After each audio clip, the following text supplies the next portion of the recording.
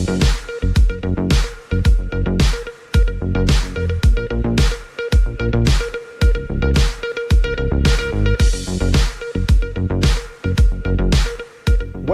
to Hard Talk on the BBC World Service with me, Stephen Sackur. My guest today swapped an academic career in the law for a high-profile government position and is now feeling more political heat than he could possibly have bargained for some 3 years ago. ጌድዮን ጢሞቴዎስ was appointed Attorney General by Ethiopia's Nobel Peace Prize-winning Prime Minister Abiy Ahmed. At the time, the Ethiopian government was making much of its commitment to modernization and national reconciliation. Today, that agenda seems to have been overtaken by events. Notably, an intensifying internal conflict in the north of the country, which could, if not halted, threaten the very unity of the country. Last November, the Ethiopian army moved into the northern region of Tigray to remove the regional government led by the Tigray People's Liberation Front, the movement which dominated the national government for decades before the current PM came to power. The result? A bitter conflict in Tigray, which has now spilled into the neighbouring regions of Amhara and Afar, and it's drawn in forces from neighbouring Eritrea in support of the Addis government. Thousands have been killed. There's disturbing evidence of atrocities committed on both sides, and the fighting has left hundreds of thousands facing the very real threat of famine. A couple of years ago, the Ethiopian government was basking in the warmth of international approval. Now its handling of this internal conflict is prompting accusations and condemnation. What went wrong? Well, ጌድዮን ጢሞቴዎስ joins me now from Addis Ababa. Welcome to Hard Talk. Thanks for having me. Now, when we last spoke to each other nearly 9 months ago, you seemed very confident that your government was about to crush the forces of the Tigray People's Liberation Front. Are you now prepared to say that your government strategy has gone disastrously wrong? Mr. Sackur, as I have stated back then, we are in a position to retake Mekelle, and we are able to finalize the initial phase of the operation within a matter of 3 weeks.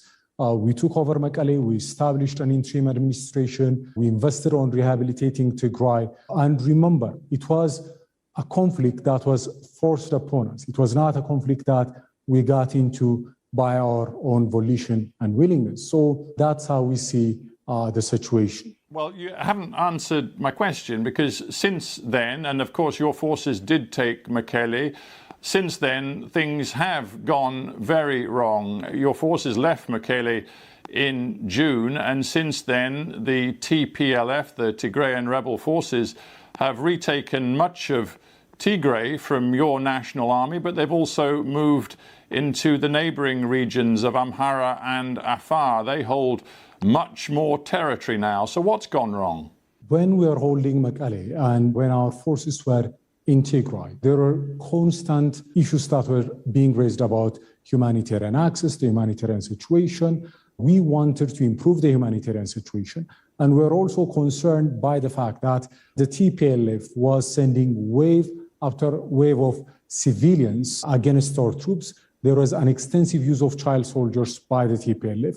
So under these circumstances, to mitigate and minimize the humanitarian cost and suffering, we did the responsible thing. We declared a unilateral ceasefire and we withdrew our troops from Mekelle. Unfortunately, the TPLF continued with its aggression and belligerence and escalated the conflict. It expanded it into Afar and Amhara regional state, committing gross atrocities against civilians. We'll get to the allegations of gross atrocities in a minute, but you tell me that you were concerned about the humanitarian situation. It's very hard for me to understand then why, to this very day, you and your government are maintaining a siege, a blockade of Tigray, which involves cutting off electricity, telecommunications, banking and financial services, something which the UN and other aid agencies say is materially affecting hundreds of thousands, millions of people. When we declared the humanitarian unilateral ceasefire, we established a humanitarian corridor through Afar. It was the TPLF, the terrorist TPLF, that expanded the conflict and turned this corridor into a conflict zone. Why don't you end the blockade, Mr. Attorney General? As I said, we had facilitated humanitarian access and corridor through Afar. Now, as far as electricity and other essential services are concerned, the utility companies, the corporations that provide these services, they had several of their personnel killed in Tigray while they're trying to repair basic infrastructure. They have been subject to attacks. So under the existing insecurity, with the continued aggression of the TPLF, it would be difficult for these corporations to send their personnel, their employees in Tigray. So had the TPLF reciprocated the unilateral ceasefire, then it would have been a different circumstance. Well, of course, as far as the Tigrayans are concerned, and I did speak to a Tigrayan spokesman very recently, you'll know that they believe that there is no way they can end their armed struggle until you end the blockade, and there's no sign of it ending. There are also worrying signs that your government sees the international aid agencies, the NGOs that are trying to deliver help to hundreds of thousands of people who are facing famine in Tigray. You appear to see them as part of the problem. One government spokesman, Redwan Hussein, recently referred to aid groups as playing a destructive role. What is that supposed to mean? That's only a reference to a very small minority of organizations. The overwhelming majority of aid organizations are providing aid and assistance to those in need. We are cooperating with them. We facilitate their work. So we don't have a problem with that. And as I noted earlier, when we declared the unilateral ceasefire, our objective, our intent was for humanitarian aid to reach the people in Tigray without any hindrance. That's why we established the corridors through Afar. We allowed humanitarian flights to take off from Addis and fly to Mekelle, but the continued aggression from the side of the TPLF has created a situation on the ground that is making things more and more complicated. I think people watching and listening to this conversation are going to find it hard to understand that while hundreds of thousands of people in the north of your country are facing the imminent threat of famine, hundreds of thousands have been displaced, are currently living in camps. You, in your government, have suspended the operations of various aid organizations, including Médecins Sans Frontières Holland branch and also the Norwegian Refugee Council. Why on earth have you done that? You have to understand that all the organizations that provide assistance and aid that operate in our territory have to respect our rules and regulations. As I have mentioned earlier, the overwhelming majority of humanitarian organizations have no problem with this, and they continue to provide assistance and aid. These organizations are trying to keep people alive, and you're stopping them operating. That's not the case. There has been administrative measures, but these measures are to ensure compliance with the appropriate regulations. As I have stated earlier, several organizations, numbering in the hundreds, are operating all over the country, providing assistance for those in need. We don't have a problem with them. We're working with them. We have a very constructive relationship. And we are also in consultation, in dialogue with these entities you have mentioned. And we believe that they will be able to rectify the violations very soon and will be able to reinstate their license. You are Ethiopia's Attorney General. Have you read the report from the University of Ghent in Belgium that went forensically through lists of people, named individuals, civilians who have been killed in the fighting in Tigray? They have come up with 2,562 civilians who died in 232 incidents, which the University of Ghent researchers are calling massacres in Tigray over the last several months. Have you read that report, and what have you done about it? We take all such allegations, all such reports seriously. We look into it.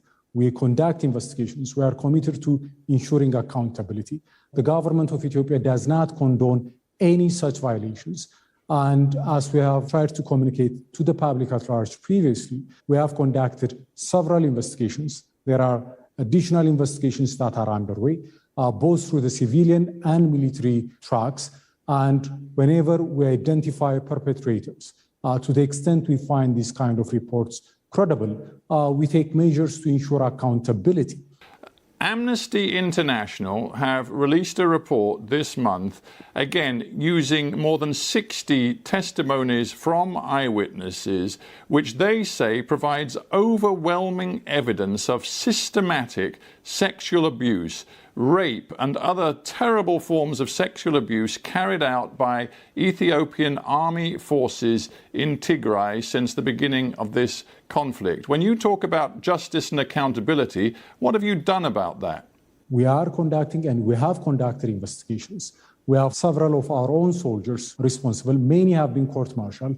There are ongoing investigations. These are things we take seriously. We don't condone this kind of behavior. We don't tolerate these kind of human rights violations. But I must also point out that some of these reports you have mentioned, there is a tendency to sensationalize.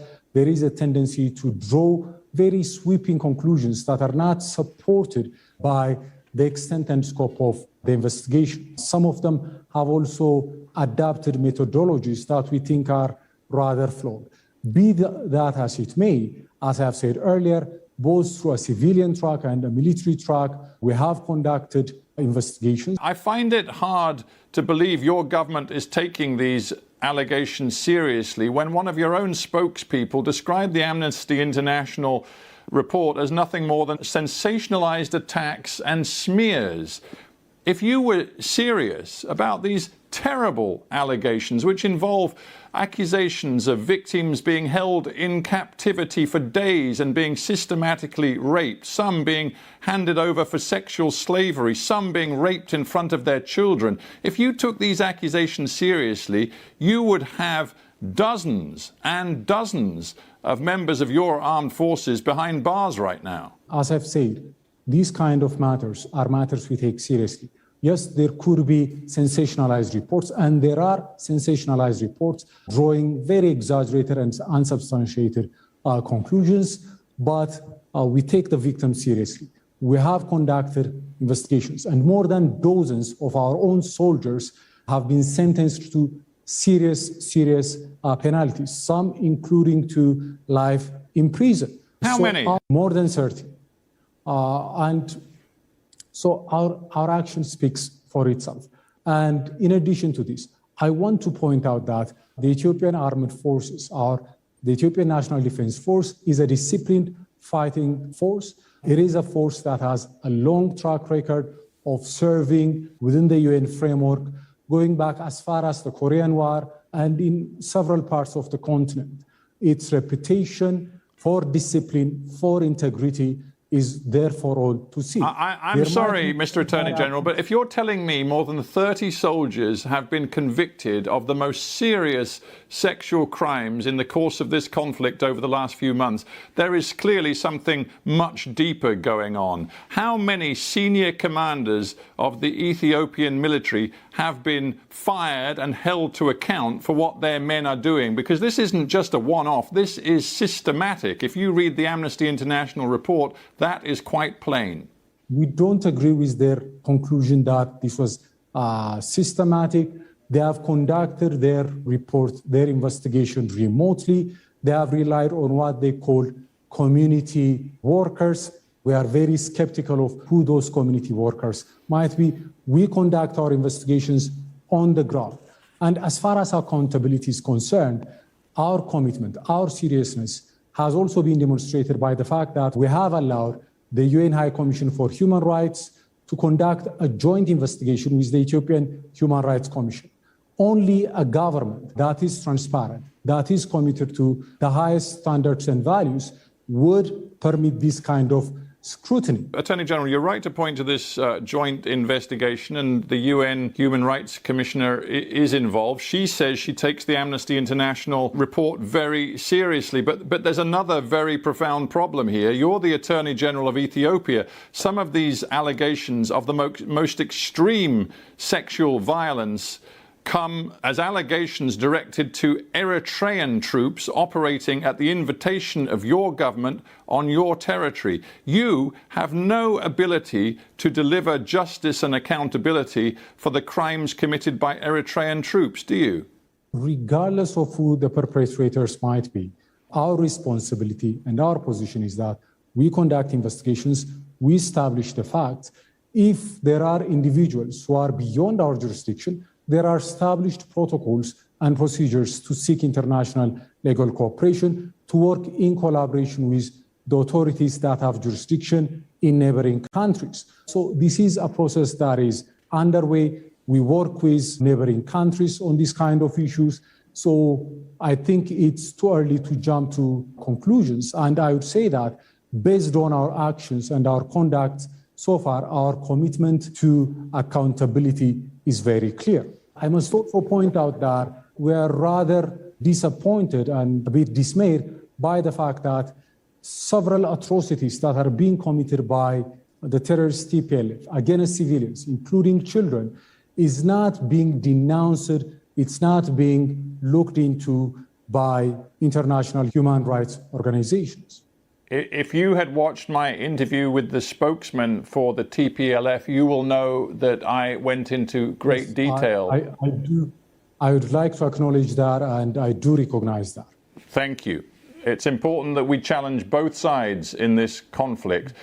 Let's get back to your side. Let's get back to the language being used by your own Prime Minister, Abiy Ahmed, who just last month used these words to describe the Tigray People's Liberation Front. He described them as a cancer, as weeds, as a disease. He said that these weeds will be removed from our country. As Attorney General, in a climate where there are accusations of ethnic cleansing, war crimes, crimes against humanity, what do you think of the language being used by your own Prime Minister? The statement issued by the Office of the Prime Minister was referring to a terrorist organization. There have been instances in the past in which notable world leaders have used similar language to refer to terrorist organizations like ISIS.